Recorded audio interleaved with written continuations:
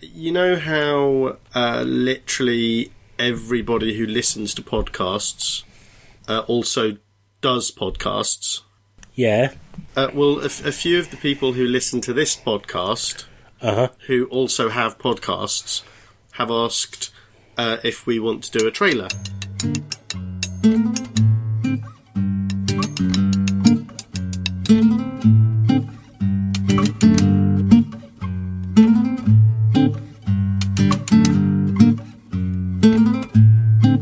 And I thought we could record for a little bit tonight. Okay. Try and work out maybe what we'd say in a trailer. Okay. And then I'll cut the trailer together. Yeah. Out of what we say. Oh, that's really clever. I like your thinking. Because thank you. I think we've been vaguely talking about getting together and scripting one. I think vaguely, but then we're not very good at that. Well, I'm certainly not very good at sitting down and doing that sort of thing. No. So. No, you're a much better improviser. You're like the Paul Merton of podcasts about depressed middle-aged men with children. That felt so much like a microaggression. Oh. I don't feel like a good improviser, or a good presenter, or a good script writer performer. You're far better at that sort of thing than I am. Well, I have to say I probably agree with you. So anyway, this show is Two Grown Men. We're two grown men, aren't we? Just about. Yes. And we've been doing this show for 18 years. 18 years. 18 years. I in fact wasn't even that grown when we started doing it. I wasn't even born when we started doing this. No. Kids today. It's a bit like the rather embarrassing reworking of the four Northerners sketch on Comic Relief on Friday. Oh my goodness! It was Comic Relief on Friday. Sorry, go on. I was going to say, do you want to just tell me about that a little bit? Well, no, I only watched it so far because I watch it and I think that's good. People are giving money. I'm really pleased for them. And then I sit there thinking, right, but what we're not talking about is trying to affect real political change that would mean that people live equitable lives throughout the world. But that's a little harder than maybe putting your hand in your pocket once a year. It's weird how we sort of congratulate ourselves for putting little sticking plasters on things rather than wanting to change them. That's what that was like for me. It's interesting because I feel roughly the same way as you do at one level. Oh, and it's all mixed in a stew of patronising, paternalistic, imperial sort of attitudes towards people from Africa. Yeah, I mean that's all that stuff that does bother me. But my primary issue with Comic Relief is there's not actually that much comedy. Do you know what, this year, right, because I sat there, I don't normally watch it, but for some reason I feel slightly less cynical than I've felt in the past, probably due to medication. And it's the government have got to me, they're making me take the mind control pills. and Lenny Henry actually did about 15 minutes of stand-up, which I thought, that's good. Lenny Henry's standing on stage and being funny. That's nice. I haven't seen that since the 80s. He hasn't done actual stand-up in a really long time, has he? No, but he was quite funny. I quite enjoyed him. I like Lenny Henry. I saw while we were at your house, actually, I saw lots of people dancing to the limits of their endurance. Yeah, there's been a lot of dancing this year. Nicola and Scarlett were rather obsessed by Dermot O'Leary's 24-hour dance-a-thon. Them and everyone on Twitter, apparently. Everyone was... And this is the thing. I think that some purists might think that the introduction of dancing is a little bit... It's not really in keeping with the comedy roots. It's not called... it's not called Dance Relief. Or Let's Have a Nice Old Knees Up for Africa. No, it isn't called that. But I think what it's really showing is that I think those people are focusing on the wrong part of that. They're focusing on the dance element rather than the 24 hours element, and what the whole dance-off thing really represents is us finally acknowledging as a nation that we find watching someone drive themselves and push themselves well beyond the point of rationality to the point where they are almost ready to die, and in fact might die at any second if we just take our eyes off the screen for long enough, that we're finally acknowledging that we find that sort of thing hilariously funny. Do you think since the increase in safety standards in modern Formula One, people are now going to different extremes to watch programs where potentially one of the competitors may at any minute die? Yeah. And is that what the extreme challenges that we've seen with obviously Eddie Izzard's ultra marathons, David Williams swimming across the channel and so forth?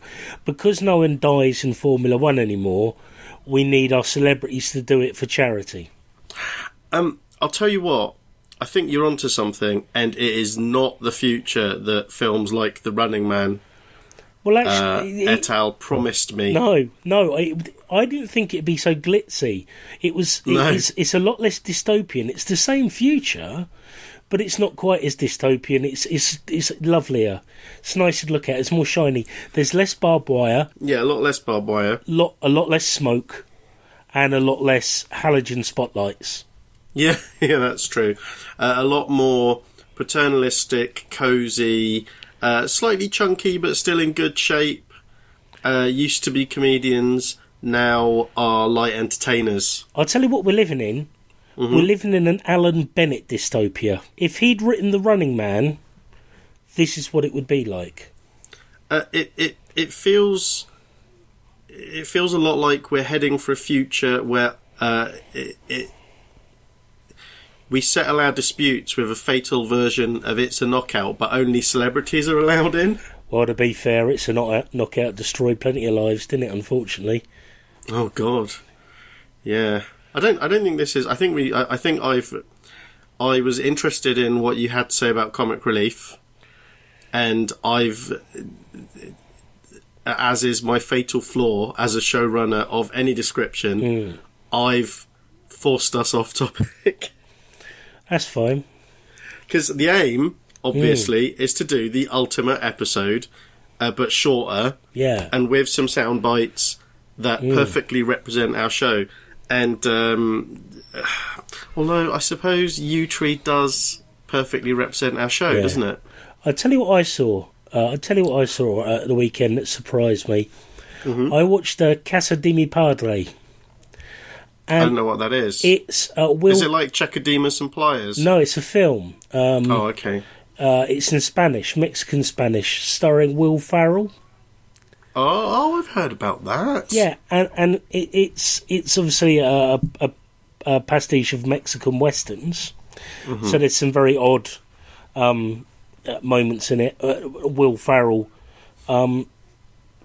plays the youngest son of a ranch owner, whose eldest son is a drug baron, and they get mixed up in a battle between him and the area's big drug baron. It's a very simple melodrama in that respect. But I tell you, and I enjoyed it, and I'll tell you what I enjoyed about it is the joke is Will Ferrell's in it, and he's speaking Spanish. And that's the whole joke. And he speaks it for the whole movie, apart from a couple of lines at the end. And I'll tell you what I respect about it is its commitment to the gag. Whatever else you think about the movie, and you can watch it and be your own judge, what really impressed me at the end of it, I thought to myself, fuck me, they really stuck with that, didn't they? It'd be very easy to have him break into English halfway through. That was the gag, and they really ran with it. So it's a really strange film. Do you know, if I'd watched that, is it not Spanish language? Yeah, Spanish language, with subtitles. As I understood it, that was just a Mexican film that he happened to be in, so he had to talk in Spanish. I didn't realise that was the joke. It's also, I think it was funded in Mexico, but that's the gag, really, is it's Will Ferrell speaking Spanish. If he tried to break into serious acting, I'm sure he's done odd bits. Would you see any films that he was in? No, because he plays everything so straight. His whole shtick is being straight-faced when being ridiculous, like the Blue Oyster Cult sketch from Saturday Night Live, which is the only reason that's funny is the commitment he gives to that performance is what makes it funny. It's ridiculous. I really like Will Ferrell. I think he's a really talented comic actor, just for his ability to commit to the gag. So, is what you're getting at that the reason we're good is our commitment? We're like 80-something episodes in. Yeah. Our commitment to the ongoing gag of not getting to the point. So, actually, I do still want to know. What you've been up to and how Scarlett is and everything this week. As long as there isn't too much of it, obviously. No, I can keep it brief. Go for it. Do you want me to tell you now what I did this weekend? Nice weekend.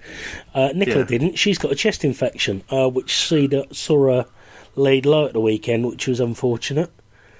Oh yeah, but she said online. Yeah, she's on the mend now, and she's. I have to say, she doesn't tend to let these things knock her too much. She keeps going, grits her teeth through it. She's a very admirable human being. But I took Scarlett into town Saturday morning, so we got in about 9:30, which is always nice to get there a bit early. Bought some chocolates for Nicola for Mother's Day, and then I took her to the park, took her to Starbucks. And then took her home. It was lovely, really nice, sort of one-on-one time with Scarlett. Very enjoyable. She's very amusing company, and I can recommend the Starbucks children's hot chocolate. She enjoyed it very much indeed. I took Noah into town to buy Amy's Mother's Day present on Saturday as well. So but I had to make some pretext for why I wanted to take him into town because Amy wasn't ill. So so you lucked out there a little bit. Yeah. To be fair, I think Nicola knew it was Mother's Day the next day. So I think I actually said, "Well, we're going to go in and buy a Mother's Day present." Amy kind of knew that's what was going on as well because she has no more illusions about me. Yeah. At this point. It's not like Santa Claus, do you know what I mean? It's like you don't need to pretend it's not happening. Obviously, if your husband and your child or children go into town the day before Mother's Day, what they're doing is they're buying your Mother's Day present. One of the presents I wanted to buy was flowers. You buy them the day before. You can't, you know.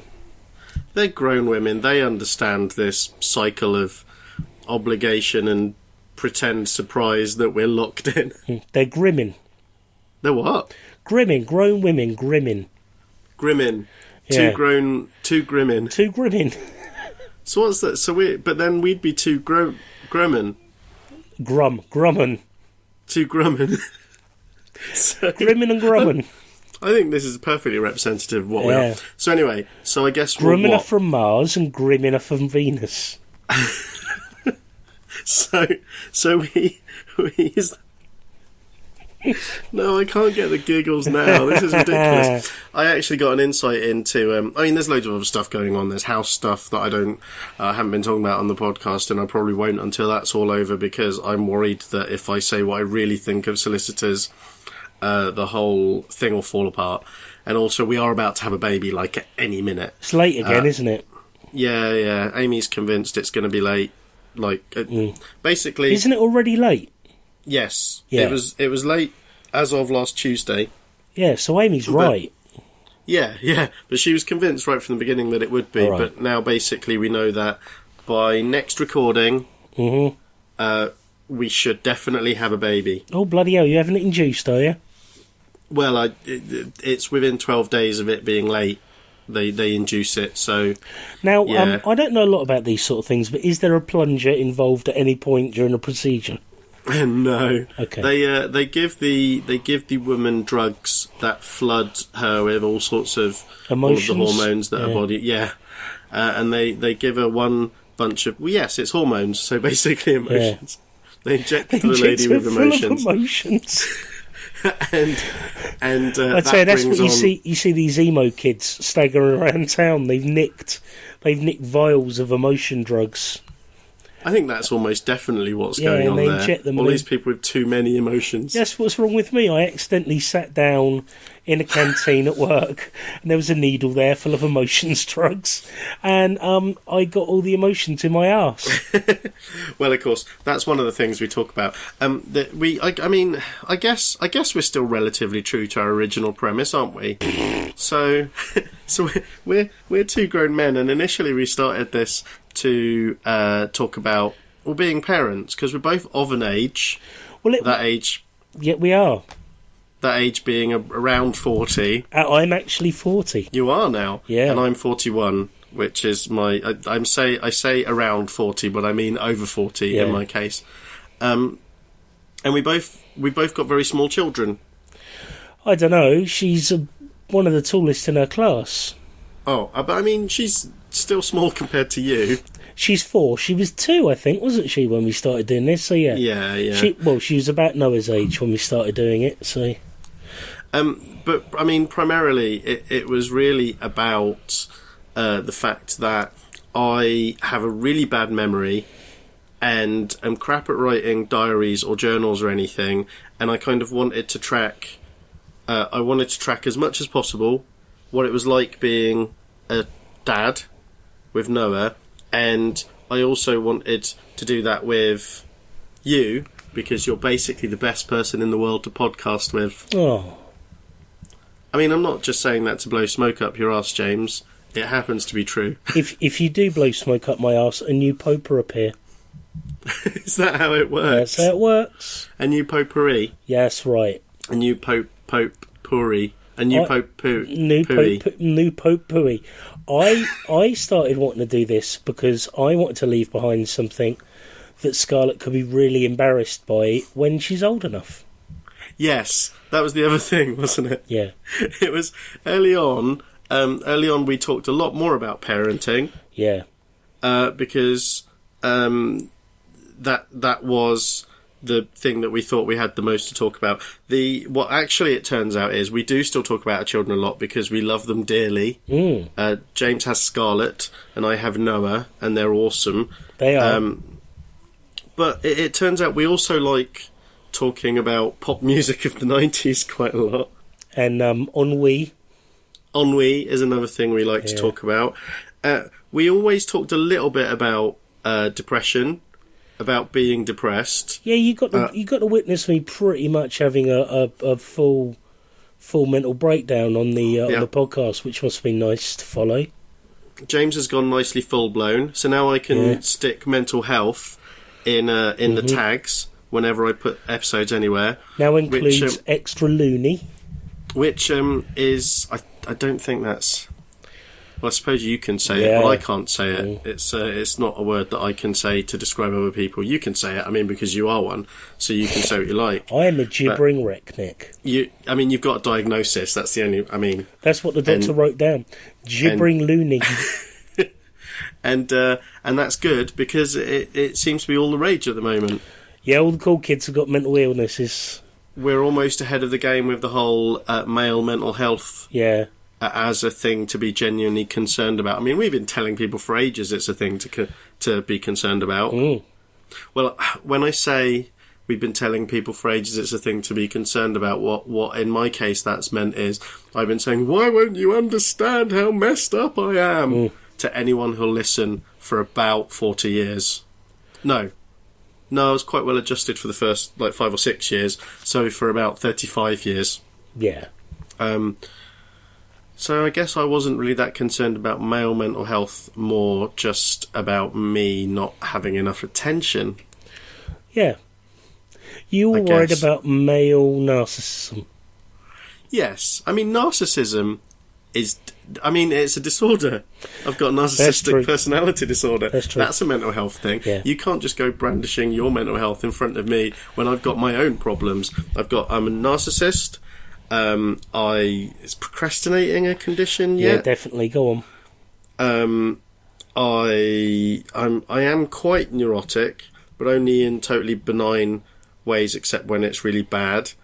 A friend posted a tweet the other day that I was upset about for hours and hours, even though I had no reason to be upset about it. In fact, that happens quite regularly. Excellent. To be fair, sometimes I'll tweet, and it'll look innocuous enough, but I tweet hoping that it's going to annoy you. Oh, me? Yeah. But you never annoy me on Twitter. I see, I'm not trying hard enough, am I? Well, now that I know... But you see, that's the thing. This is like... I've got sort of Schrodinger's Heisenberg uncertainty principle cat mental health issues. Wasn't that drawn and written by Gilbert Shelton? Yes, it was, I think, and narrated by Gilbert Gottfried. I love Gilbert Gottfried. I'd really watch that. That'd be fantastic. Sorry, I want my own. I really want my own Gilbert Gottfried. For when I'm feeling down. Everyone does, yeah. And there's only one of him, it's unfortunately. But the just knowing that you might sometimes try and wind me up on Twitter means that every single tweet you post now, I'm going to be looking at it, fretting. And in fact, when you're not posting, I'm going to spend a lot of time thinking, why does he hate me so much? What's he going to post next? See, what I've done there is, I haven't done that previously, but now what I've done, I've implanted the idea in your head. So my work here is done. I can leave the podcast. Yeah, I can leave the podcast. Goodbye. No, we've just literally got started. Everyone knows that every podcast takes at least 80 episodes to really build up steam. Yeah, then sort of peaks after about 120, and then you splutter on until 250. Yeah. Yeah. And then you end it and come up with something new. Retcon it. At which point, I guess we'd come back with two ancient men. Two very old, very ill men, and you wouldn't be able to hear us over the sound of our respirators and various devices that go ping. So what other things? I mean, so we talk about your mental health. Yeah. And my mental health. Sometimes... as has been evident in this episode, I feel like maybe I get a little bit... I've spent most of my life feeling a bit broken, and I've just realised that sometimes I might get a little bit competitive with you in the podcast. That's true. We sometimes talk about... That's fine, because I'm confident to know that I'm always going to win. Yeah, we sometimes talk about retarded ejaculation. We talk about retarded ejaculation a lot. Actually, coming... is generally a subject that we either circle or jump directly into quite often. Listener, if you like coming, or sorry, not listener of this podcast, this is just in case this gets in, James. Okay. Listener of the podcast that you're listening to, if two men talking about coming and either coming too fast or not coming at all is your jam, your cum jam, then Two Grown Men might be the podcast for you. Which reminds me, we don't have a sandwich toaster at the moment. That really bugs me. Oh. You know, so you're talking about jam, but I was just immediately wondering what the hell it is you put in your sandwich toaster. Oh, come. You shouldn't do that, because it'll ruin the hot plate. It'll gum it up no end. It will, yeah. I did a little burp in my throat while I was saying that bit before, but I think it was still good, so we might use it. Was it acidy or just foody? It was just a tiny little, like a bubble of burp in my. We talk about orgasms. We talk about masturbating. Yeah. I talk about masturbating quite a lot. We do talk about porn a little bit, but not that much. Not much. We have a tendency to accidentally crash into subjects like feminism. Well, generally feminism. That happens quite a lot. I'm happy to dance around the edge of it, looking slightly nervous. What else? Health. Just generally health. Because we're both... I mean, I'm in the process of... I'm really feeling entropy working itself on my body, and you're having your own stuff going on. I wanted to tell you, if this were a normal episode, I would mention to you how heart attacky I felt when I woke up this morning. Oh, I love that. But it's not a normal episode, so we won't dwell on that. And I, for a minute, I thought, well, this is it, isn't it? This is just how I'm going to be now. Every week I'm going to wake up worried I'm going to die right there. But I think it's just that there was too much salt on the chicken skin I ate yesterday, and maybe I ate too much chicken skin. Yeah, possibly. There are people who think that any amount of chicken skin is too much. For me, it's about half a chicken. I don't like chicken skin at all. You might as well just... It's like tasteless gum. Really? Yeah. Tasteless gum or cum? Gum. Okay, cool. What else? I mean, what else do we talk about? We talk about... We do talk about music quite a lot. A little bit. I don't know. Politics? Do we? Lots of that. Brand. Russell Brand. No. We talk about Russell's Brand. And how much I like him. And we talk about the socialists. Yeah, those socialists. Those pesky, excitable... And, wait a minute, you love them, don't you? Something like that. I don't know. We talk a lot about whatever stressful thing seems to be happening on the internet at a given time. That happens. That's it. We get sucked into that. So we talk about. That's normally my fault. Yeah. And do you remember we used to talk about parenting quite a lot? Actually, we did. Yeah. We did. I don't think it's that we love our children less. Just we're really good at it now. Yeah. We don't. There's not an awful lot comes up. I tell you, mine virtually looks after itself now. It's brilliant. The bunk bed. I do want to talk to you about the bunk bed at some point. Not now, but I do want to talk to you about the bunk bed because I'm worried. Like, Noah's half the age of Scarlett, and I worry about in 2 years him being able to get up on top of a bunk bed.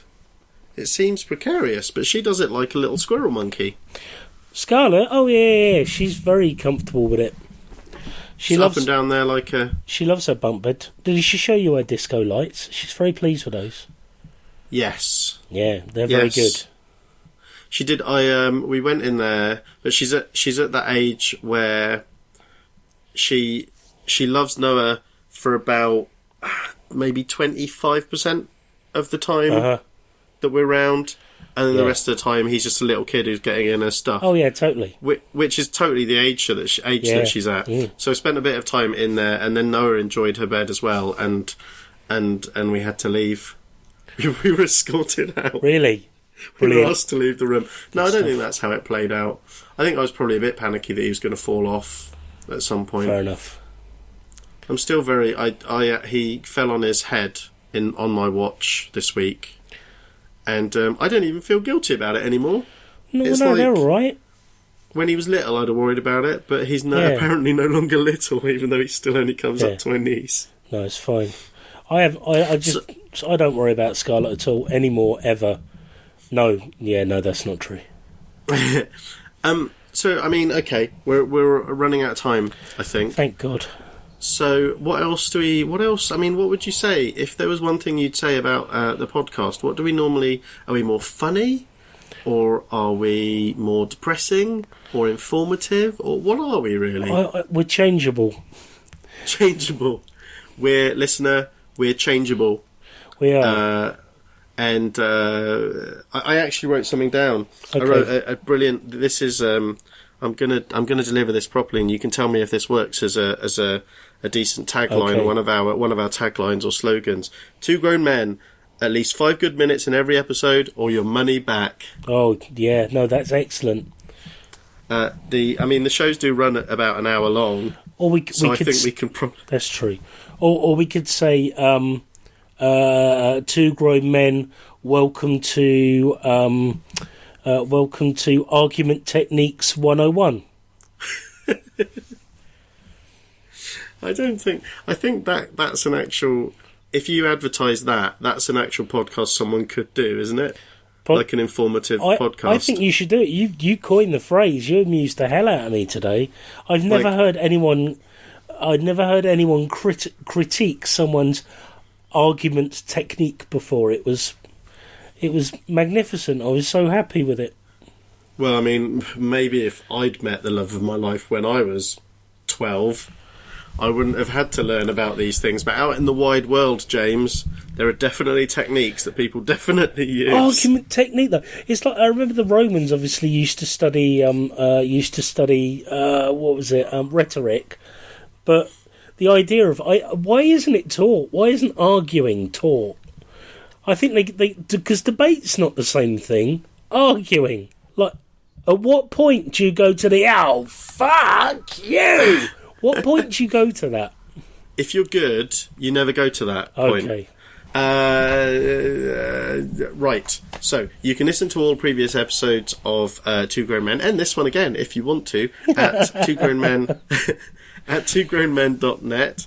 You can also listen to us and subscribe at any of your podcatchers of choice. If you find a podcatcher that you've chosen and we're not on it, I'd like to know about it. And if you want to let us know about that, you can email us at 2gmpodcast@gmail.com. Yeah.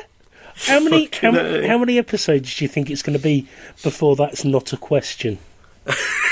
I don't think that's ever going to happen. No. It's in my nature. We're James and I are both on Twitter. I'm at Nixsight, NIXSIGHT. James is... You can find me at James MOMB.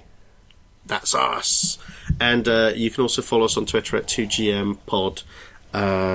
Thank you for listening, listener. I've got a hole in my jeans.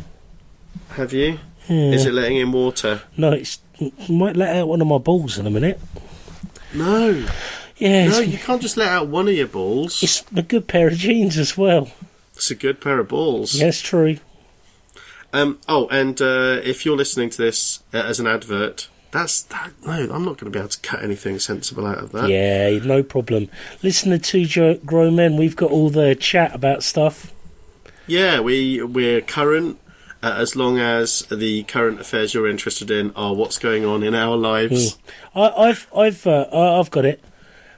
Hey, are you middle-aged and a bit depressed? Then you'll love Two Grown Men. Perfect. Golden. Nailed it. Golden. There you are. Shall we go? Yeah, go on. Good night, mate. Bye.